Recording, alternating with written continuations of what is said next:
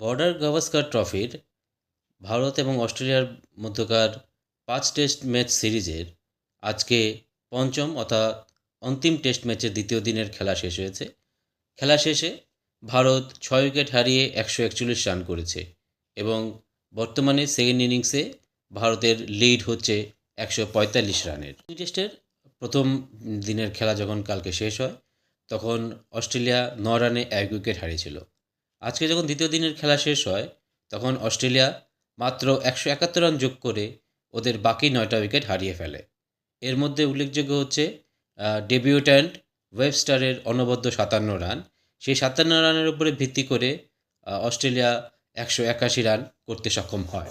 অস্ট্রেলিয়াকে ভারতের করা প্রথম ইনিংসের ১৮৫ রানের থেকে মাত্র ৪ রান দূরে আটকিয়ে দিতে আমাদের ভারতীয় বোলাররা তাদের অক্লান্ত পরিশ্রম এবং দুর্দান্ত বোলিং পারফরমেন্সের পরিচয় দিয়েছে।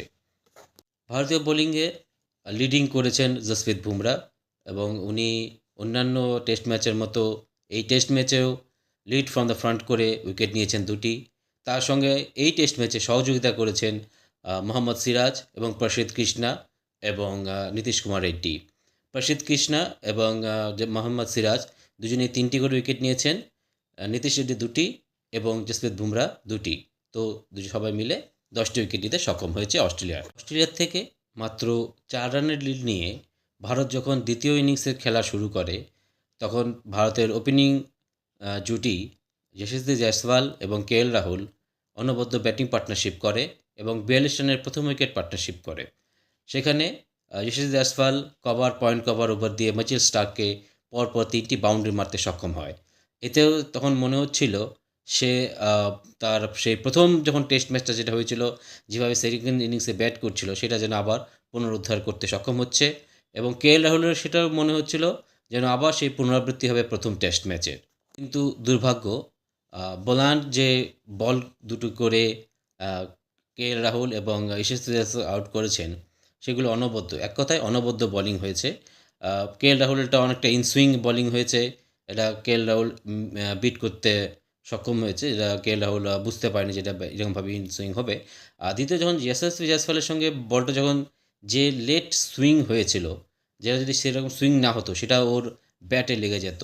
ও সুইং হয়ে জাস্ট অফ স্টাম্পের ওপরে ক্লিক করে ওর উইকেটটা পতন হয়।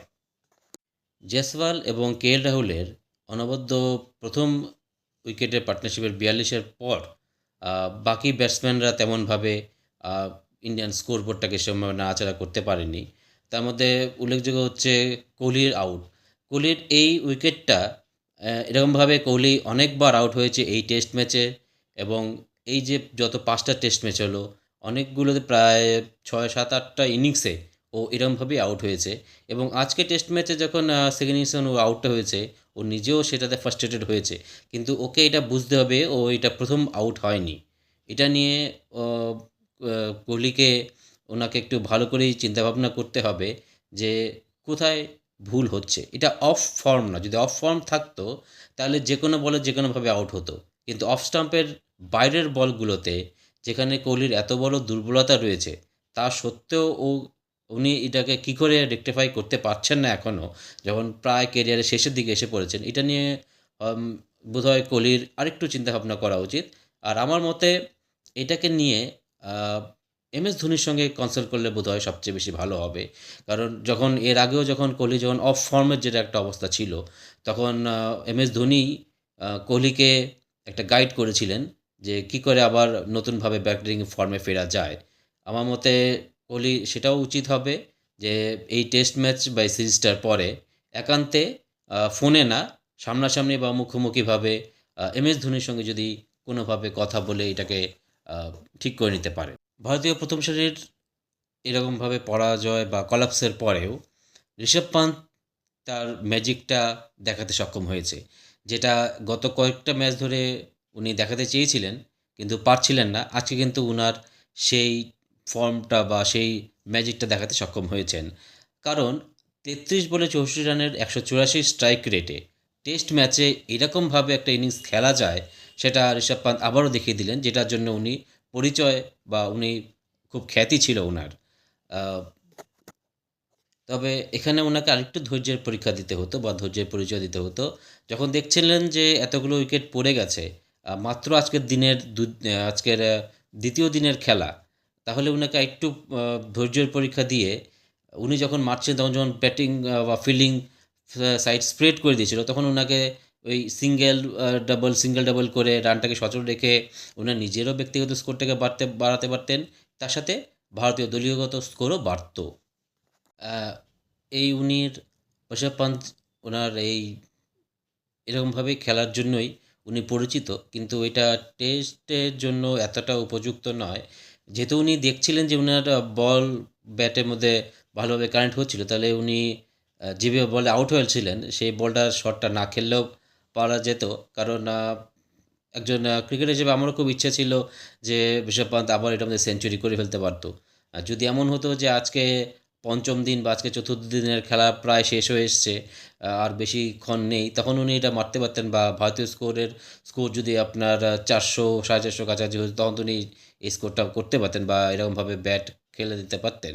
কিন্তু যেহেতু দেখছেন আজকে মাত্র দ্বিতীয় দিনের খেলা, আরও 3 দিন বাকি রয়েছে এবং ভারতের এটা দ্বিতীয় ইনিংস, তারপরে চতুর্থ ইনিংসে অস্ট্রেলিয়া ব্যাট করতে নামবে, তখন ওদেরকে যতটা সম্ভব রানের একটা লিড নিয়ে বা রানের পাহাড় দিয়ে অস্ট্রেলিয়ার উপরে চাপ সৃষ্টি করা যেতে পারতো, যেটা প্রথম টেস্ট ম্যাচে যে জয়সওয়াল, কেএল রাহুল এবং কোহলি মিলে দিতে পেরেছিল, যাতে ইন্ডিয়ান বোলারদের পক্ষে সম্ভব হয়েছিল সেই টেস্ট ম্যাচ জেতার।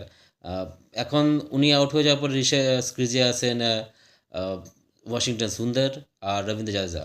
এখন ওদের এইটাই হচ্ছে আমাদের লাস্ট রেকগনাইজ পেয়ার বা রেকগনাইজ ব্যাটিং পার্টনারশিপ, এবং এটাদের উপর নির্ভর করছে ওরা কালকে তৃতীয় দিনের খেলাতে ওরা কালকে ক্রিজে কতক্ষণ থাকতে পারবেন, কতক্ষণ ওদের ধৈর্যের পরীক্ষা দিতে পারবেন, কতক্ষণ আরও নিয়ে যেতে পারবেন সময়টাকে, এটাই দেখতে হবে। আর আমার মনে হয় এদের দুজন মিলে যদি কোনো কারণে একটা 50 রানের উপরে পার্টনারশিপ করে নিতে পারে, আর অস্ট্রেলিয়াকে যদি 300 রানের মতো একটা টার্গেট দিয়ে দিতে পারে, তাহলে ভারতীয় বোলাররা সেই অসাধ্য সাধন করে ফেলতে পারবেন। মানে পঞ্চম টেস্টটাতে, মানে এই সিডনি টেস্টটাতে অস্ট্রেলিয়াকে হারিয়ে সিরিজে সমতা বজায় করতে পারবেন। আপনারা কমেন্টস করে জানান যে কালকে ভারত কতটুকু রান করতে পারবে, আর ভারত কি এই টেস্ট ম্যাচ জিততে পারবে কি না, বা এই টেস্ট ম্যাচ জিতে ভারত কি সিরিজে সমতা বজায় রেখে বর্ডার গাভাস্কার ট্রফি নিজেদের দখলে আবার রাখতে পারবে কি না বা সক্ষম হবে কি না। আর আপনারা যারাই আমার চ্যানেলে প্রথম ভিজিট করছেন, দয়া করে বা কাইন্ডলি এটাকে লাইক করে সাবস্ক্রাইব করে দেবেন, আর পাশে থাকা বেল আইকনে ক্লিক করে অল সাইনটাকে সিলেক্ট করে নেবেন, যাতে ভবিষ্যতে আমার যে কোনো ভিডিও বা যদি কোনো লাইভ বা আপলোড হয়, তখন যাতে সরাসরি আপনারা সহজেই সেটার নোটিফিকেশান পেয়ে যেতে পারেন। আর কাইন্ডলি আপনারা কমেন্টস করে জানাবেন আমার কন্টেন্টসগুলো কেমন হচ্ছে, আরও কি ইমপ্রুভমেন্টের দরকার আছে, তাহলে আমার কন্টেন্টগুলো ক্রিয়েট করতে আরও সুবিধা হবে। ধন্যবাদ, দেখা হবে আবার।